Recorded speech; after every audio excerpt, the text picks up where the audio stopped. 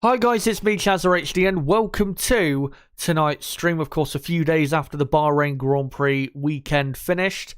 It already feels like the Bahrain Grand Prix took place quite a while ago, to be honest. And of course, about a few days off since, uploading all of the mountains of content I uploaded for that Grand Prix weekend and for testing and for, the gap in between as well.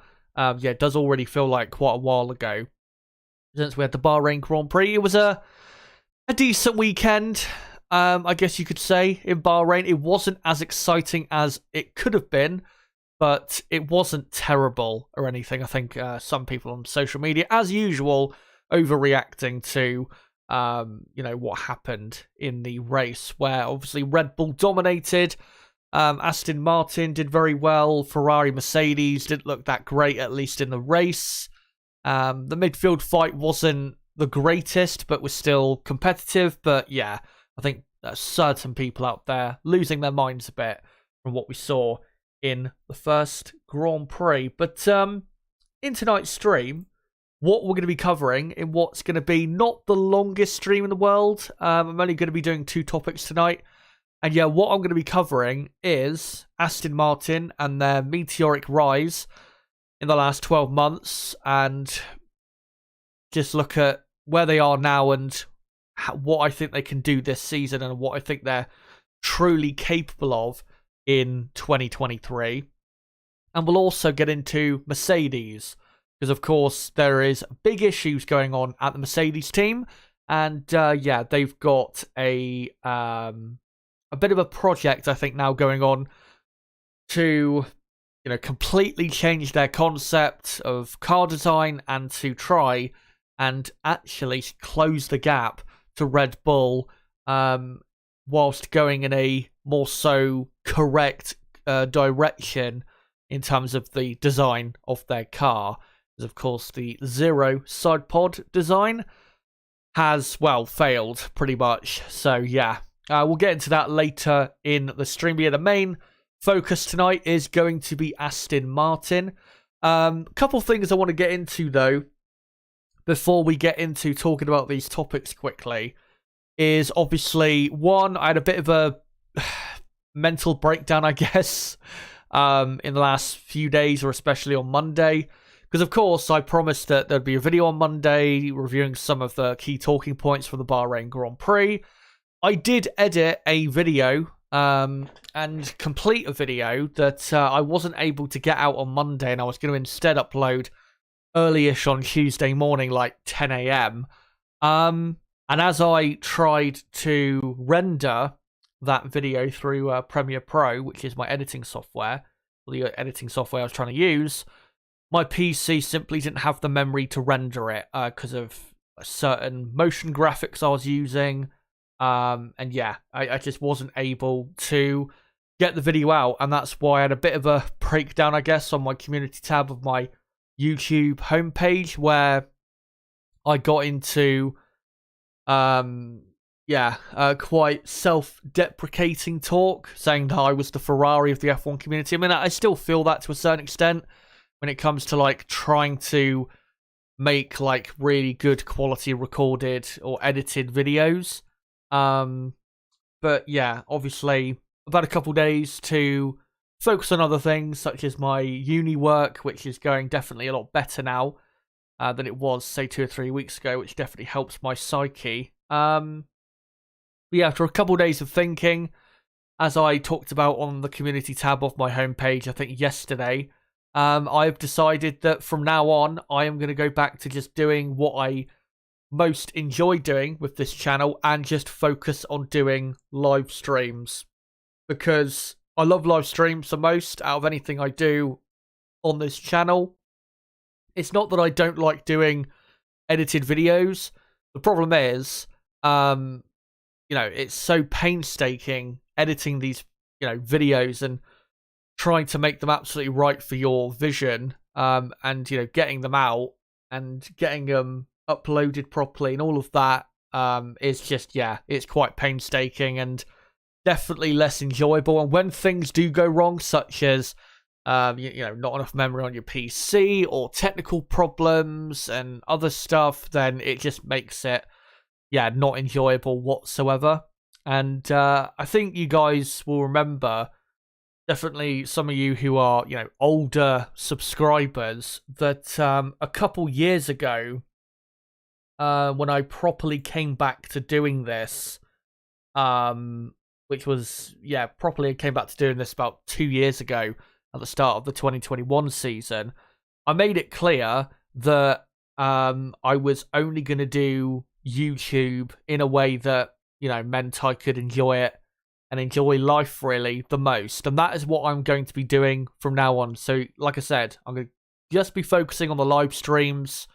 There will still be recorded videos though, because what I'm going to do is do what I did last year, is I'm going to record certain parts of certain streams and then upload those as separate videos, obviously shorter than the streams, so that if people do miss out on certain topics I did talk about and my analysis, that they can, check out that content. And for example, in tonight's stream, the Aston Martin topic, I will be recording and then uploading on the channel probably on Monday afternoon at 4 PM, something like that. So that, again, people that can't tune in tonight, they can check that out on Monday. But yeah, I'm not going to be doing properly edited in an editing software content, really, at least for the foreseeable future, but I can't really see myself doing it, period. Unless, obviously, I get a new PC, which I think I was talking about a few days ago, that I, am meaning to get a new PC, because this PC I've got probably does need to be replaced. I've had it for, 3.5 years now, and I definitely need a PC with a bit more just power, memory, stuff like that. Maybe in the future I'll bring proper edited, really high quality videos, I guess, to the channel rather than streams. But yeah, for the foreseeable future, I'm just going to focus on live streams. And I still think, live streams and my live streaming content is pretty good anyways. So yeah, that's what I'm going to be focusing on. And I have also updated my content schedule or slate of content, whatever you want to call it, for the month of March. I've removed a couple things and changed a few things around. There is still plenty of content coming your way this month, don't worry. For the next Grand Prix in Saudi Arabia, there is a lot of hours of content coming your way. I think at least 14 hours of content coming for the Saudi Arabia Grand Prix weekend. So yeah, there is plenty of content still coming. I'm not obviously giving up or anything like that, but I just want to get back to, after the last 2-3 weeks has been very stressful, trying to get back doing this on a regular basis and also combining it with my uni work and just life in general. I don't want to be, burning out and end up hating this and then end up quitting. So yeah, I'm just going to focus on live stream content from now on. But yeah, if you guys have just joined, the main topic of tonight's stream is how Aston Martin have rose in the way they have in the last 12 months. And we're going to be, in a moment, getting into, just how it went from the start of last season, progressively through the season of 2022, and how they improved, but not by a massive amount. And then, of course, how they made a massive step of improvement in the winter, and also displaying, their evolving design, especially on the side pod side of things, no pun intended, with how, that's evolved during the course of, the last year, because the Bahrain Grand Prix of 2022 was, I think, just under a year ago. And Aston Martin obviously were in a very much worse position. So like I said, I am going to record this so I can upload it onto the channel on Monday. Make sure to, whilst I'm talking about this topic, make sure to post your comments in the live chat. I want to hear from you guys as to, with Aston Martin, what do you think they can do this season? Do you think they can win a race? Do you think they will finish on the, how many times do you think they can finish on the podium? Do you think Alonso will be after the 2 Red Bulls this season, best of the rest in the championship. Do you think Aston Martin can finish in second in the Constructors' Championship? Again, let me know in the chat. And once I get through all of the topics for tonight's stream, I will come to you guys in the chat, because the Mercedes topic, which I'll be getting onto, I won't be spending very long on, I'd imagine, because really we're just getting into some quotes from them on what you call it, on, you know, what they're going to be doing for the future. So I think we'll just get started here. Oh, actually, hold on. Wrong pictures. Let me go to the right pictures if I can. There you go. Right, so yeah, we'll get started now and get into this topic. So, of course, guys, after the 2023 Bahrain Grand Prix, Aston Martin were really the stars of the show. Of course, Red Bull dominated the weekend, but Aston Martin were such a surprise, not just in pre-season testing, but in the first Grand Prix, showing that they were legitimately one of the front-running teams and could legitimately beat Ferrari, Mercedes fair and square in the race, which of course is what they did with Fernando Alonso. And they are for sure contenders for the, say, front 2, 3, 4 positions in the Constructors' Championship. There is no doubt about that. And it's going to be a very exciting season, of course, with them up there in that part of the field. But how did they get, you know, into this position? Because if we go back to a year ago, they were maybe not the worst team on the grid, but they were very close to being the worst team on the grid. It was really them and Williams who were the 2 worst teams at the very start of 2022. Of course, Sebastian Vettel, their main number 1 driver last season, him missing the first 2 races really did not help with their, you know, start in Bahrain and then in Saudi Arabia. But even when he came into the car in Australia, had an embarrassing weekend, which was nothing really to do with him. It's because the Aston Martin car was just horrendous grip-wise, and as we saw last season as well, was very much, you know, not pulling great speed in the speed traps and was just all around pretty slow. They did, though, before they really started to bring a ton of upgrades to the car, they did start to improve on the initial Aston Martin car that we saw in Bahrain at the start of 2022. And if we go to how their performance was on pure pace at the last Grand Prix before the Spanish Grand Prix of 2022, where they brought a completely new car, basically, this is how they compared to Max Verstappen and Red Bull, who of course won the Miami Grand Prix. Lance Stroll, with his best lap in qualifying, was only 1.2 seconds slower than the best lap overall in qualifying, of course done by Charles Leclerc, who was on pole position in Miami.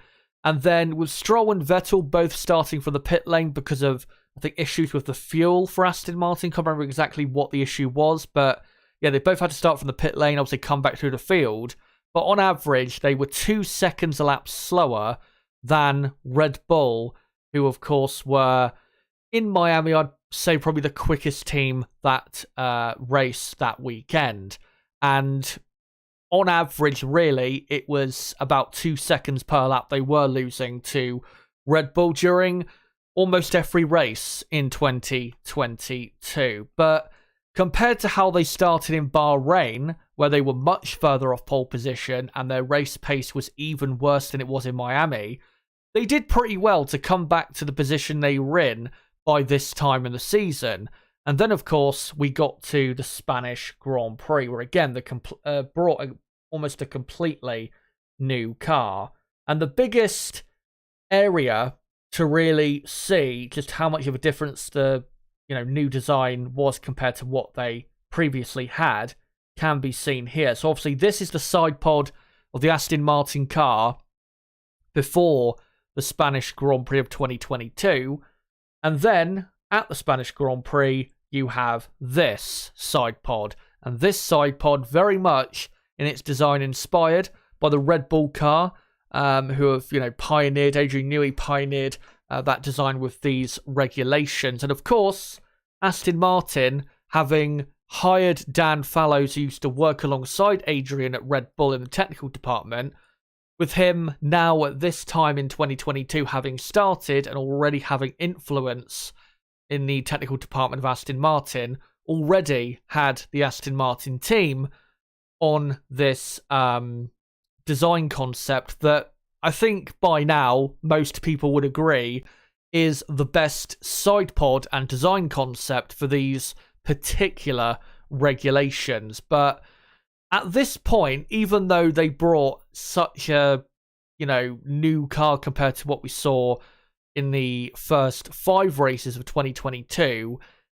their pace didn't really improve straight away with this new car being brought, as you can see here, because in the Spanish Grand Prix, Sebastian Vettel was 2.2 seconds off of pole position, the pole position time being set by Charles Leclerc, and then Max Verstappen, who of course won the Spanish Grand Prix last year, was on average about 2.1 seconds quicker than Vettel. So when compared to Miami, Aston Martin were actually slower, and they weren't really optimizing and getting the best out of this new design.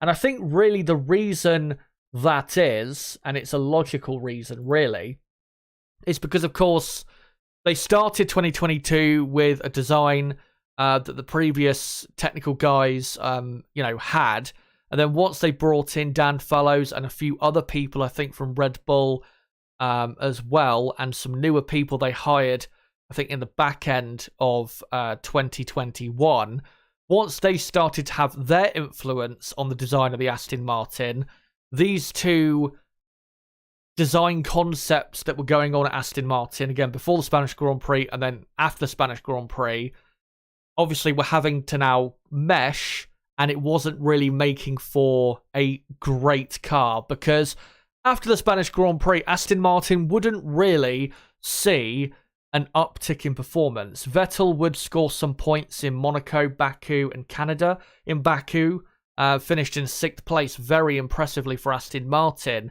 But one thing we did see especially was the Aston Martin team struggling a lot with pace in qualifying. I remember in Canada, they had both cars knocked down Q1. I think Silverstone, the British Grand Prix, they had both cars, I think, knocked down Q1 there. I remember in Austria, the Red Bull Ring, they were very slow. But there was potential in the car. They just weren't really able to find it. And as we got to pretty much, not quite the summer break, but just before the summer break, again, Aston Martin, they hadn't really found any improvements yet with this new type of design, because Lance Stroll, who was the highest placed Aston Martin in the race at the French Grand Prix, was 2.4 seconds off pole position set by Charles Leclerc that weekend. The race pace was a bit better, under 2 seconds per lap on average they were losing to Verstappen, who won the race that weekend. But again, they weren't really closing the gap in a way that you would have expected, given how many upgrades went onto the car from the start of the season up until this point of the season. And in the midfield as well, they, compared to the two top midfield teams last season of Alpine and McLaren, they hadn't really made massive gains on those two teams. Occasionally they would race them, but they weren't racing them on a regular basis. It was really Alpine versus McLaren, and maybe occasionally Aston Martin would nick a point or two. But yeah, they weren't really able to do it on a consistent basis. But after the summer break, we saw Aston Martin improve a bit more. They had, I think, an 8th place finish with Sebastian Vettel at the Belgian Grand Prix, I remember. Also, Lance Stroll was very quick in the Aston Martin at the Dutch Grand Prix, and they followed this up as well in Singapore with a good, really good double points finish there. And towards the end of the season, Aston Martin had definitely improved their car a bit more with even further upgrades to the car of 2022. because if we go to the data from the US Grand Prix, the gap to pole position between, it was actually Lance Stroll, who was the quickest Aston Martin, compared to Carlos Sainz, who was on pole position. The gap was 1.2 seconds, and then Sebastian Vettel, who finished in the points for Aston Martin with Stroll retiring from the race after a big crash with his now current teammate Alonso, was losing on average 1.7 seconds per lap to Max Verstappen. So you can clearly see from what we saw, Spanish Grand Prix, French Grand Prix, you can clearly see there was an improvement, during the season. Definitely a bit slower, the improvement, than I think Aston Martin expected, and probably we expected as well. But there definitely was, by the end of the season, quite an improvement for the Aston Martin team. And then at the Abu Dhabi Grand Prix, of course, the final race of the season, Sebastian Vettel was only 1.1 seconds off pole position, and the race win was secured by Max Verstappen. And Vettel, on average, during the race, was only 1.3 seconds per lap slower than Max. So you can see, at the start of the season, they were, a couple seconds a lap off the pace in the race, and at, some qualifying sessions, in fact, plenty of qualifying sessions in the first half of the season, they were at best 2 seconds a lap off pole. By the end of the season, they had, brought that gap down by quite a bit. And going into the 2023 Formula One season, I think we all knew that Aston Martin were going to improve. They were always likely to be the most improved team because of just how poor they were at the start of 2022. And for Dan Fallows, this would be his first proper full Aston Martin car. And yeah, of course, he has done an absolutely brilliant job with the Aston Martin, as at the start of 2023, he has designed a car that is legitimately one of the top 2 or 3 best cars on the grid. It can legitimately fight for podiums, and I think later in the season, race wins as well. And straight out of the blocks has been a brilliant car. And from what they've been saying, Aston Martin, looks as though with how they're going to develop the car, they're going to be right up there really throughout the season, and hopefully in positions like this, where they're racing Mercedes and even Ferrari and maybe Red Bull in some exciting races later in the season. But to further show you just how the development has gone in the last year with Aston Martin, because again, if I go back to this picture, which again was the side pod, the new design on the side pod from the Spanish Grand Prix last year on, you can now see how it's evolved to this point, because this is now the side pod on the Aston Martin, which has been coined as a water slide. It definitely is a very interesting looking side pod, but yeah, clearly is giving them good amounts of downforce. It is similar in certain ways to the Red Bull car, of course. We do have to remember Mercedes do supply them quite a lot of parts as well, so it is not just a green Red Bull. But yeah, obviously hiring Dan Fallows, who worked at Red Bull and probably, you'd have to imagine, already knew what Red Bull's design plan was for the 2022 regulations, of course, has pulled off a brilliant job in designing a car for Aston Martin as best as he can from, obviously, what he remembered from Red Bull. And I know some people may say, well, it's not exactly great, is it, that the Aston Martin is in certain areas basically a copy of the Red Bull, and it is, Aston Martin have definitely benefited quite a bit from having Dan Fallows as their technical director, and having knowledge, I guess, of what Red Bull's design really was going into the 2022 regulations. But again, it is not exactly the same to the Red Bull car. There are differences, and again, one thing I think I mentioned a few days ago maybe was that Adrian Newey, as a designer, is on a completely different level to people like Dan Fallows. So even if Dan Fallows implements a concept like this with another car doesn't mean necessarily it's going to be exactly like the Red Bull one. So, Adrian Newey, when it comes to designing these cars and this type of side pod, which is clearly proven the Red Bull-like side pod to be the best side pod concept, just because people are copying it doesn't mean they can make one as good, design one as good as the true master being Adrian Newey. But let's get into some data with Aston Martin regarding the first Grand Prix weekend. And just to show really the improvement compared to a lot of the data I showed from 2022. So, of course, in qualifying, you had a Red Bull front row, Ferrari second row, and Alonso in fifth. And Alonso was only 0.6 of a second off pole position. There was, I don't think, any moment in 2022 where that was the case. And you have to remember as well, Bahrain, in terms of a track layout, probably not the best track for this Aston Martin car.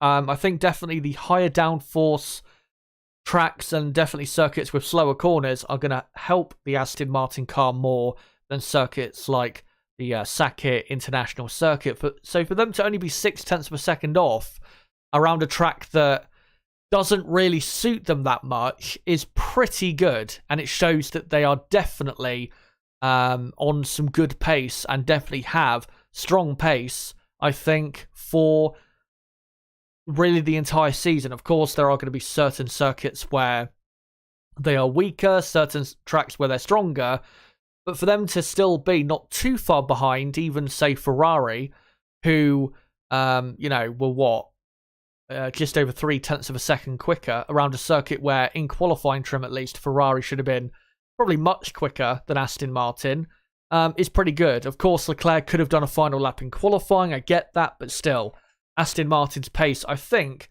was really pretty good. And if we then get into the race pace, you can see even more just the gain Aston Martin have made. Not necessarily compared to Red Bull. Again, Red Bull, they're off on their own planet at the moment. And again, even if, or even as much as Aston Martin may copy, and other teams may copy the Red Bull design, Red Bull are still in a class of one with the design and the car they have. So it's going to take something monumental to close that gap. And these average lap times in the Bahrain Grand Prix is the average lap times of Verstappen, Leclerc, Alonso and Hamilton up until Charles Leclerc's retirement, which I think was on... was it lap 40, lap 41, something like that. It was on the early 40s, I think it was. Yeah, Verstappen and Red Bull much faster than everyone else and 0.7 of a second clear of Charles Leclerc on average. Alonso and the Aston Martin was a tad quicker than Hamilton. And if you actually compare the Aston Martin to the Mercedes in terms of the average lap times during the Bahrain Grand Prix, for the entire race, I think the Aston Martin was more than just 0.1 of a second quicker than the Mercedes. So Aston Martin are clearly faster than Mercedes. There is no doubt about that at the moment. And Ferrari, of course, on average were, to that point, 0.3 of a second quicker than Alonso. Very important to remember, though, that, of course, Alonso had a bit of a poor start, losing a couple positions, was hit by Lance Stroll, and Leclerc in the Bahrain Grand Prix had a lot more clean air in front of him than Alonso had, because Alonso had to overtake the two Mercedes, Bottas at one point, and again with contact with Stroll. So I'm sure Alonso could have lapped even stronger on average of his lap times up until Leclerc's retirement. So the Aston Martin car, without doubt, very, very quick. And obviously, Alonso finishing third was helped by Leclerc's retirement. But yeah, the Aston Martin, I think, was probably, even though if you do the raw calculations, I think the Ferrari was quicker over the course of the entire Grand Prix, probably. But I think the Aston Martin car was probably in clean air for all four teams, all four of the top teams. I think the Aston Martin car was probably faster than the Ferrari and the Mercedes for, the majority of the 57 laps. And yeah, Alonso, I think, despite Leclerc's retirement, I think he definitely deserved the podium for, the hard work that he put into that race to get to get past, the cars that he overtook. But going forward after this point, now we've seen a clear display of Aston Martin's true pace. How good can they be this season? And if they're going to win races, where could they win races? Well, let's get into the sector times from qualifying in Bahrain, because it does already paint a picture as to where certain teams are strong or stronger and weaker. And if you look at Aston Martin, as expected, really because they've got a Mercedes power unit, which is not pulling as much power as the Red Bull powertrain cars and the Ferrari powered cars, Aston Martin this season are going to struggle a bit more at circuits that are, more high speed, such as Spa, Monza, the next track we're going to at Jeddah, even Melbourne to a certain extent. But when we go to circuits like Monaco, the Circuit de Catalunya in Barcelona, Hungary, circuits like that, that Aston Martin car is going to come alive. Because you can see here in the middle sector in Bahrain, which is quite a bit slower and is really full of the corners at that circuit, Alonso was quicker than Hamilton in the Mercedes. Leclerc was quicker in the Ferrari compared to Alonso, but we did see in the race that compared to Sainz, Alonso was so much quicker than that Ferrari in the middle sector, gaining so much time into the braking zones of the slow corners. On the exits of the slow corners, the Aston Martin was very quick. So, yeah, when we get to circuits where there are quite a few slow and medium speed corners and there's not too many stretches of full throttle application, Aston Martin are going to be very competitive at circuits like those. And I think Alonso in this car can absolutely win a race this season. And I think once we get to circuits like Monaco, and again, the Circuit de Catalunya in Barcelona, of course, that's his home Grand Prix, I think you'll see Aston Martin certainly stunningly quick. But let me know, guys, down below, for Aston Martin going forward for the rest of this season, what do you think they're capable of? Do you think they can finish in the top 3 of the Constructors' Championship, or potentially even in second place? And do you think they can win a race in 2023? If you do think so, let me know. If you think they'll win more than one, let me know what circuits you think they can win at. I think they will win a race this season, just don't know where exactly that will be yet. Again, Monaco, Singapore maybe, tracks like that you'd have to think as likely candidates. But let me know your thoughts on what their true potential is for the 2023 Formula 1 season. And until next time, guys, it has been me, ChazzaHD. Goodbye. There you go, guys. That is that topic. And yeah, in the live chat, guys, let me know.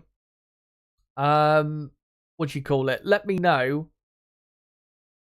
For Aston Martin, what do you think their potential is? Do you think they can win a race this season? Do you think they'll win more than one race this season? Do you think Aston Martin will finish in 3rd in the championship or in 2nd in the championship? Or do you think they'll eventually be relegated to 4th? Let me know in the live chat. Of course, I will get to your comments in quite a moment. In a few moments, rather. Yeah, make sure to let me know, because I'm very interested to hear what you guys have to say, of course.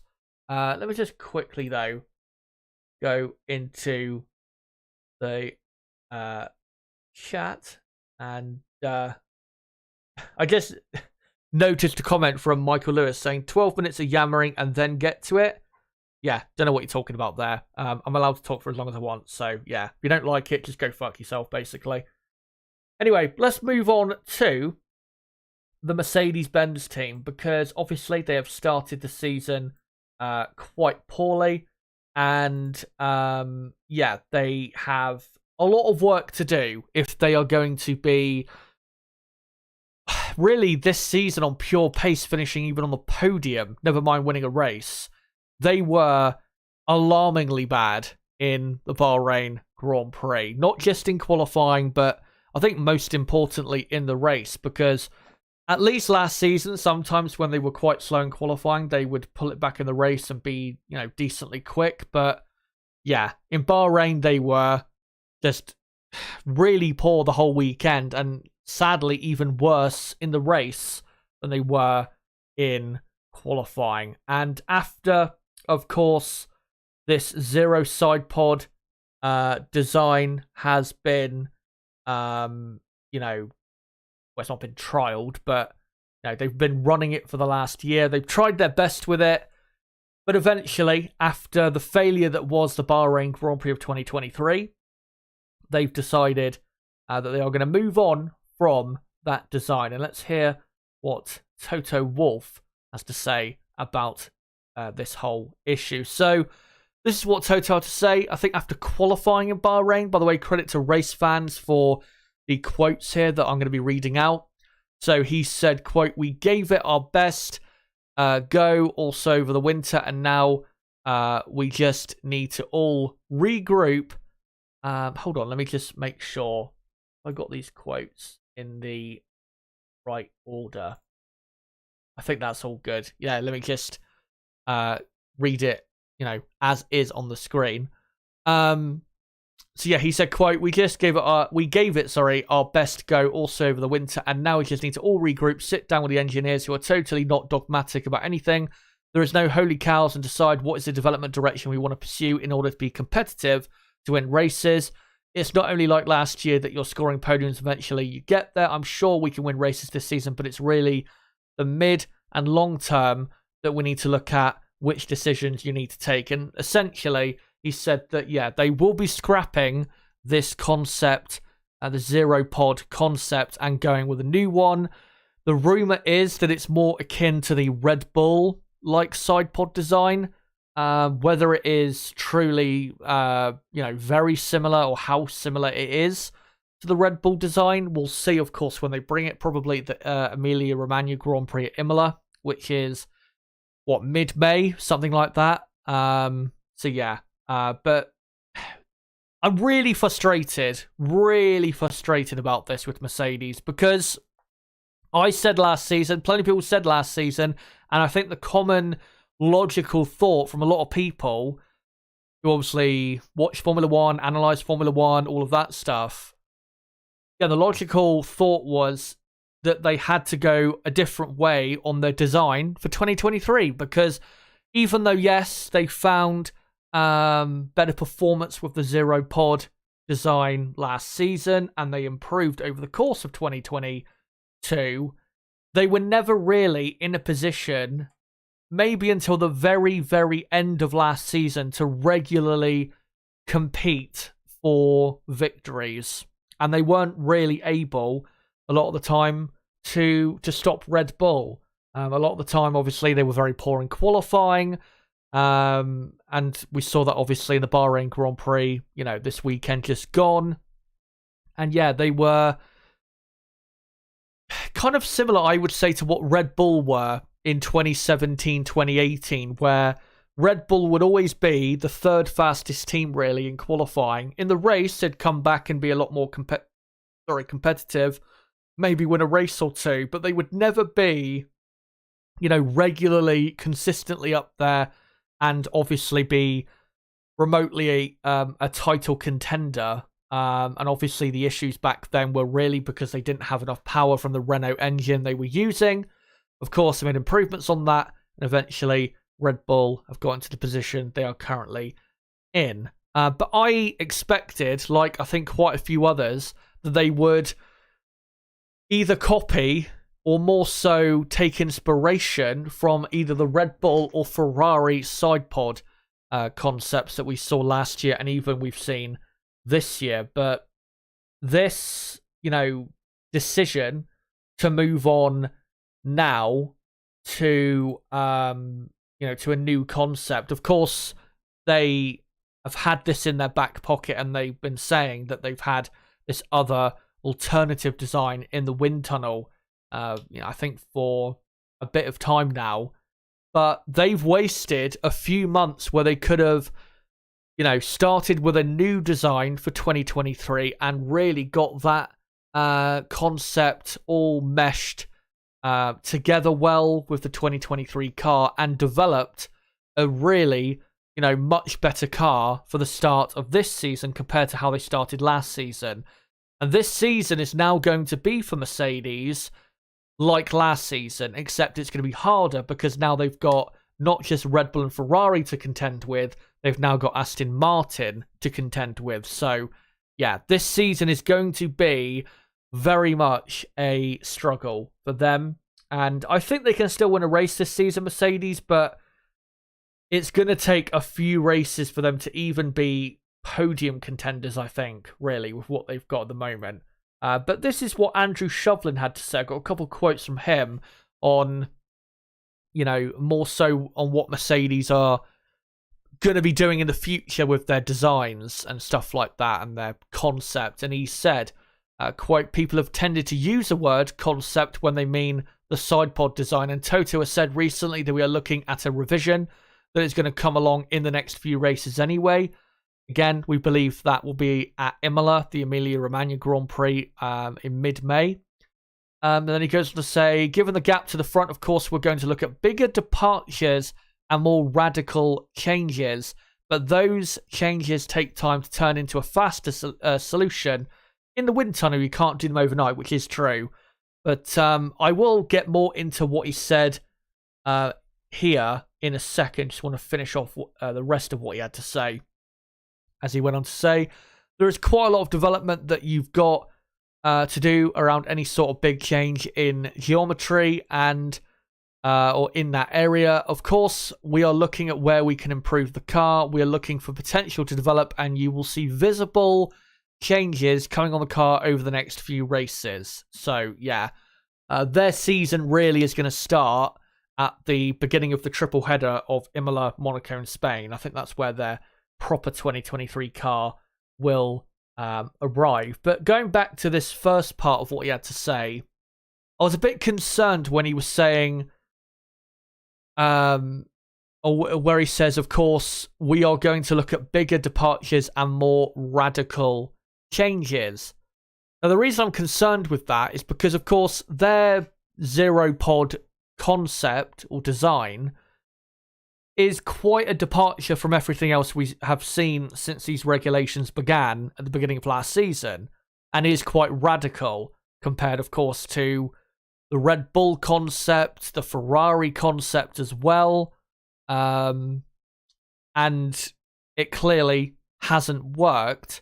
And the reason I'm worried about them looking at maybe other types of designs or possible design concepts for the side pod is if they try to go for either a completely different but also still quite radical design concept compared to, say, what Red Bull and Ferrari are running, because the chances of that magically working and then magically appearing at the front of the field is still not going to be great. I mean, at the end of the day, there is a reason why not just Red Bull are so quick and so successful with the side pod design they've got, but there's also a reason why so many teams like Aston Martin, McLaren, Alpine, teams like that in the last year have copied their design, because it is probably the best design on the side pod for these regulations. So for Mercedes to be possibly, I'm not saying they are, but for them to be possibly looking at other, radical changes or departures from what we see from other teams is still a bit concerning, because in my view, what they should do is basically get in line and not completely copy the Red Bull, because of course the Red Bull side pod, if they were to copy it exactly, it's not going to mesh 100% with everything they've got, Mercedes. I know obviously Aston Martin, quite a lot of their car is supplied by Mercedes, so that's a good benchmark for Mercedes to know how that type of side pod design that Aston Martin have got meshes with a certain types of other parts that Mercedes, of course, have supplied Aston Martin. But really, I think they just need to admit defeat properly and fall in line and mostly, at least, do what Red Bull have done with their side pod. And I think, really, how it should be, if you're from an aerodynamic perspective, from that perspective, if you're trying to properly improve your design and make further gains, I think eventually all of the teams will have to not do an exact copy of what Red Bull has done, but they will have to have a similar concept or design to what Red Bull have got. In a similar way to, obviously, the blown diffuser era, where back in 2011, Red Bull had the blown diffuser. They were very, Adrian Newey obviously very pioneering with that, and that's a big reason why Red Bull that particular season was so incredibly quick. And then eventually, by I think 3/4 of the way through the season, every team almost on the grid had a blown diffuser and was pretty much trying to replicate what Red Bull were doing. And it improved the pace of all of their cars and at least closed the gap to Red Bull. But obviously Red Bull, because they were the masters of that design, they were still, the kings of F1. And eventually, like I said, that's how I see all of the aero designs on the side pod going. I think eventually everyone will have a mostly similar version to the Red Bull side pod. And I think that's what Mercedes have got to do. Just fall in line, and come up, to the, Emilia-Romagna Grand Prix or any race earlier than that, maybe, that they can bring this new side pod and essentially start again and start, obviously, picking up much better results with a design that they should have started the 2023 season with. But Mercedes, I think going forward, between now and the Emilia-Romagna Grand Prix, which is the race at Imola, is the 6th race of the season. And obviously between now and then we've got, Saudi Arabia, Australia, Azerbaijan and Miami. In those 4 races, I think Mercedes are going to be the 4th quickest team. I don't think we're going to see them on pure pace able to secure a podium. They probably could finish on the podium, though, before we get to their new, radically possibly new car that's coming at the start of the proper European season. But yeah, as long as they've got this car and this design concept, whatever you want to call it, they are not going to be winning a race this season. There's absolutely no chance of that happening, because even if Red Bull have an off day, Aston Martin and Ferrari are clearly, I think, ahead of Mercedes and will probably be the teams to pick up scraps. So yeah, Mercedes have got a lot of work to do. And as they've been saying, they need to think of the long term or medium to long term, because they can't just be thinking of a quick fix. Because at the end of the day, Mercedes want to be winning championships, and if they want to be winning championships as soon as possible, then they need to think about the start of next season, really. Yeah, that's all I've got to say, really, on the Mercedes team. But let me let me know, guys, in the chat. With Mercedes-Benz, how do you think they'll do for the next few races with this current design they've got until they bring, I guess, similar to Aston Martin last season, a radically new car? And yeah, going forward from what you've seen so far of Mercedes, how do you think their 2023 season will go? Do you think they can still win races this year? Let me know in the chat. Curious to hear what you guys have to say. Just want to say quickly, if you are new to the channel, don't forget to subscribe for more content like this, because of course we'll be doing plenty of content for the Saudi Arabia Grand Prix, and we'll get onto the schedule coming up in a second. But yeah, plenty of content coming your way next weekend for the Saudi Arabian Grand Prix, and obviously all the Grand Prix in 2023, qualifying watch-alongs, race watch-alongs, live reviews, live previews, all of that stuff. So yeah, don't forget to subscribe and hit the notifications bell, so obviously it's notified as to when content appears on the channel. And for everyone watching right now, if you haven't smashed the like button, then make sure to do so. Because we're on, 21 likes? Let's try and get up to 25 if we can by the end of the stream. But let me just quickly go on to my schedule. So these are, excluding the recorded part of this stream, which is, the Aston Martin topic, which I'll, which I'll be uploading to the channel on Monday. These are the next two pieces of content on the channel. So next Thursday, I'll be live next at 8 PM UK time for the weekend preview for the Saudi Arabian Grand Prix.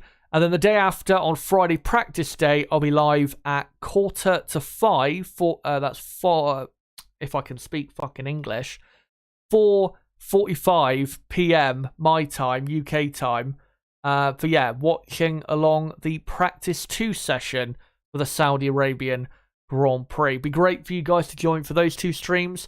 But, of course, on the Saturday, I'm going to be live, I think, from 12 PM all the way through till 6:30 PM for lots of stuff. I think qualifying preview, practice 3 watch along, F2 sprint race watch along, and qualifying watch along. And then on the Sunday, race day, of course, for Saudi Arabia, I'm going to be live, I think, from 1 PM till 6:30, or not 6:30, till 7:30 PM, or I think the F2 feature race watch along, race preview, race watch along, and race reaction. So yeah, lots of hours of content coming your way during the Saudi Arabia Grand Prix weekend.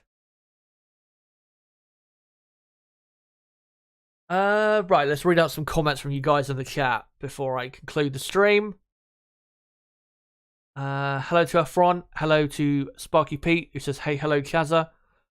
Tough year again for Merc. Hopefully we can put a new concept on the track at some point. No more updates on the W14A. Yeah, I'm pretty sure the new, or the next upgrade they bring will be a B car, pretty much. It should be, at least. Let's find some other comments here if I can. Ronan Brady, hope your studies are going well. Cheers for that. Yeah, they're going better now. Polish Eddie asking, what's up, my boy? How's your health? How is school? Yeah, my uni studies are going better now. I was a bit late completing the first half of the year's modules, assignments, whatever you want to call them. But yeah, they're all done now, and in terms of the scores that I've got for my first half of the year, my first year, yeah, I'm pretty happy with how I've started. And now I'm cracking on with the second half of the year. And actually tomorrow, I'm going to be going out tomorrow and be out all afternoon tomorrow, doing a load of filming for one of my assignments. So yeah, I'm looking to crack on and hopefully end the year with a bit of a better score on average for the entire course than I've started so far. Again, I think I've started the course as a 2-year course in film, media, and photography, but I think I've started well, but I think I probably could be doing better, and I think I'll definitely have a better score towards the end of the year. Yeah, it's all looking a lot better now, put it that way. Eric says, could we be seeing a shift in F1 in the 2000s? It was McLaren and Ferrari on top in 2010s. It was Red Bull and Mercedes. Could Aston Martin be the next team on top? Could be, yeah. I mean, they're building and they have got now a lot of facilities. Lawrence Stroll, I think now, I saw some story that he's now probably going to be putting even more money into the Aston Martin project. Yeah, it is possible. I mean, we saw from, when this team, before they were took over by Aston Martin and Lawrence Stroll, how well they were doing with such a little budget when they were Force India. Now they're being given, a much bigger budget, much better facilities, personnel, hires. Yeah, now I think we're seeing, what they are truly capable of with, a lot more money, resources, and all of that on board. And yeah, I think quite possibly Aston Martin could be a, consistent front running team for the next few years for sure. I think that's definitely possible. Put it this way, I think Aston Martin will be probably a front running team until the end of 2025, when these regulations obviously come to a close, before a new set of regs in 2026. After then, it obviously does depend a lot on the Mercedes power unit and if it's good enough from 2026 on to compete with, the Ford, the Honda, the Audi, Ferrari, Renault, all of those. But yeah, I'm pretty confident there'll be a front-running team, this season, next season, and the season after. And let's hope that maybe later this season, maybe next season, that we get another front-running team. Because obviously that'd make Formula One very exciting. And even though Red Bull are looking like they're going to smash everyone this season, which from a championship perspective they will, Aston Martin being up there to add another team to that part of the field absolutely will make things more exciting.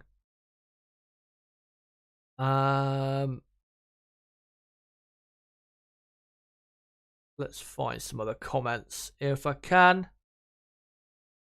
James Alston says, I always take the first race or three with a grain of salt. Yeah, we do have to take it with a grain of salt to a certain extent, I agree, but I think you can absolutely see patterns already develop from race one. I mean, how the performance throughout the entire field will truly be when we get to a more so aero-heavy circuit, which we're not really going to be coming to a track like that until like race 6, 7 on the calendar. Again, we don't know, and even though we've got an idea to a certain extent of who has more grip than others so far and who generally has more pace than others so far, yeah, it might not be the case for the entire season, but I think you can, in a lot of F1 seasons, straight away see a pattern start to develop. Aline says they'll win once or twice.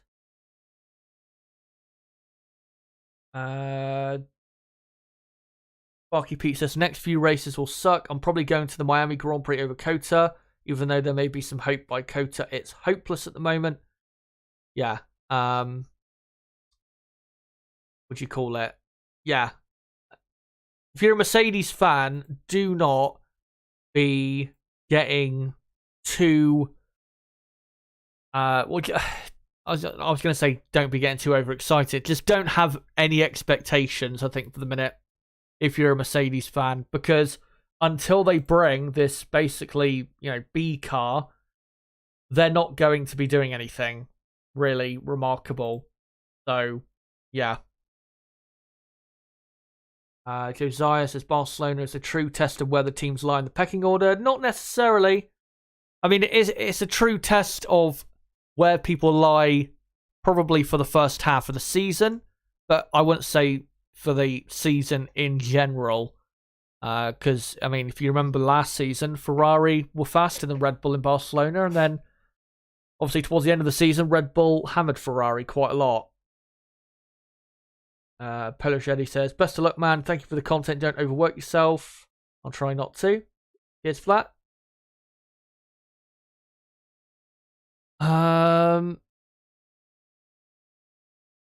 Josiah says Mercedes are finished.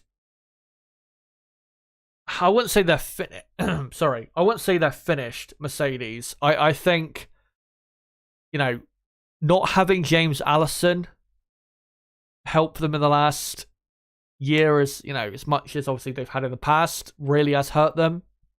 Apparently, they have now called back James Allison to help with the design going forward. Again, that's a rumor. That's nothing confirmed, because obviously Mike Elliott is the current, I think, technical director of Mercedes, and has apparently been given an ultimatum to, sort out the car or else. But yeah, I don't think they're finished. I still think they've got the potential to still come back and be a proper title-winning outfit again. I just think they've started these regulations and continued on this road that has led them to nowhere, and wasted time, whilst Red Bull and Ferrari, at least from a design perspective, have got on with a lot more serious business, because I think the Mercedes zero pod concept was never really designed to win a championship, to be honest. Vinster says, I think the Mercedes will be fighting for podiums, maybe even wins by the break. Yeah, it depends really how much lap time they gain with this new car they might bring. Josiah says, until Baku at the earliest, most likely won't show anything until post-Imola. They need to hope that the gap to Ferrari and Aston isn't insurmountable. I think even for now, I don't think they're going to be miles off Ferrari and Aston Martin. They are definitely slower than them in most facets, I would say. But they're not a million miles away from them. It's really Red Bull who I think obviously they're focusing on, and who we are focusing on, or how well or bad Mercedes are doing.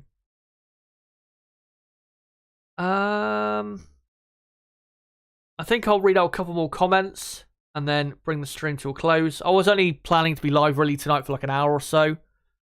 So yeah, I think I'll read out a couple more comments and then I'll bring this to a close. Simon says the boardroom in Stuttgart will not be happy with the downward direction of the F1 team. True. I don't think they're going to be quitting though, F1 or anything. But yeah.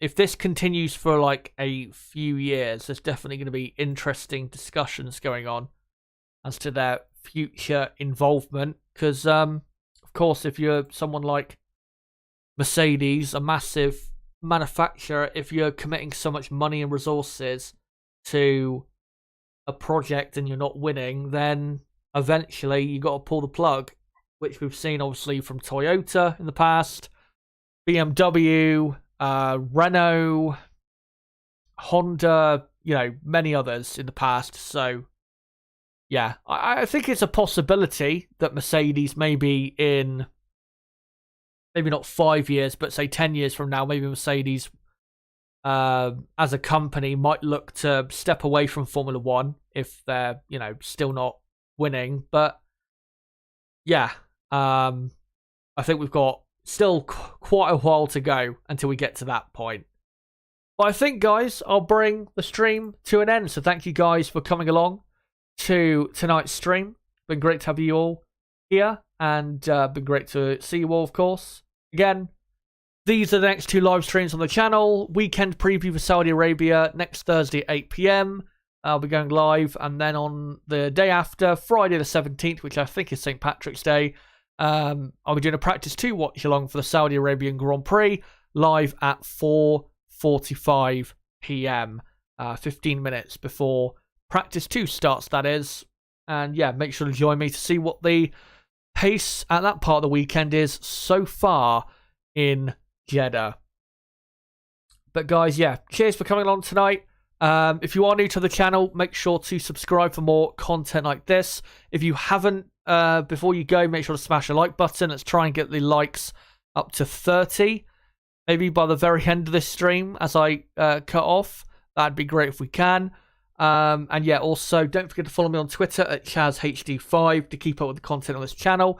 And don't forget to join my Discord server link below in the description if you want to be part of our growing community here.